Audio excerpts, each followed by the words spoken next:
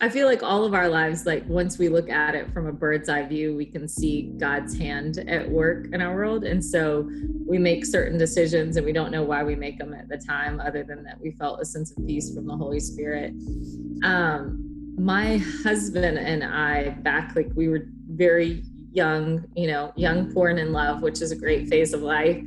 And I was working at Starbucks. I had, finished graduate school, was finishing my dissertation, but working at Starbucks on the side.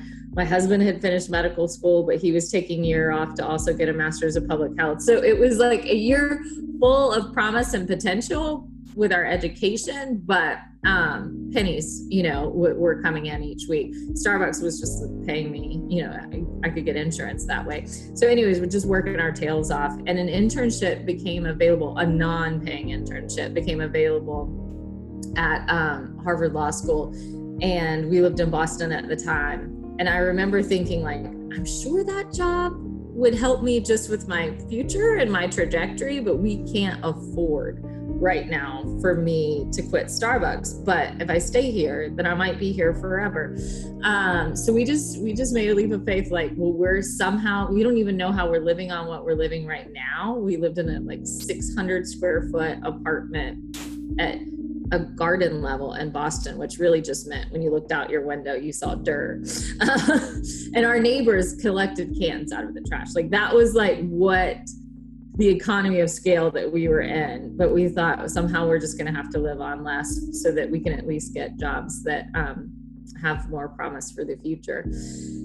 So I just remember that, taking a leap of faith to think like, I already feel like we're barely scraping by now. So how can we scrape by less? But so that was more of like an act of faith with opportunity. And when God gives you opportunity, to take it and to know that ultimately your future is in his hands.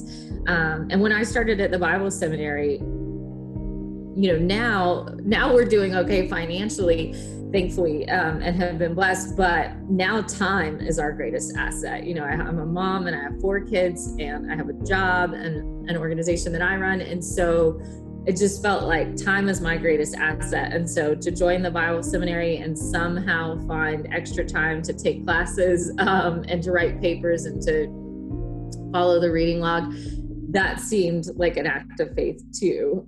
So we always have different assets or things that feel like they're our hardest to come by resource. But when I joined Bible seminary, now it's the thing like that. This is my guilty pleasure now, logging on to classes and listening to lectures and doing the reading. So I mean, you always find time for your favorite hobbies, and especially the ones that, make you grow spiritually too. So that feels like it's also a time with God each day, and time to think about how he's working in the world, in the past and in the present.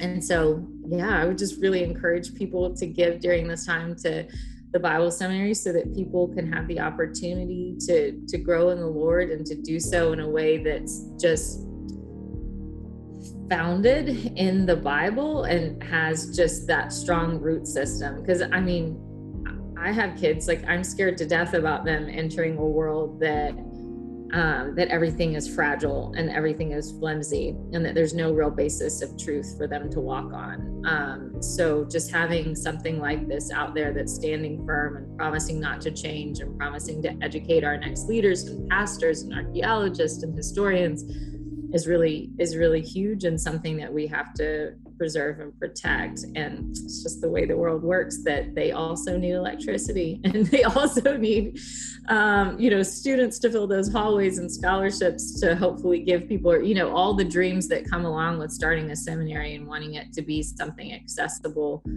for everybody and accessible for all communities, that ultimately these leaders will go out and help their communities grow in the Lord.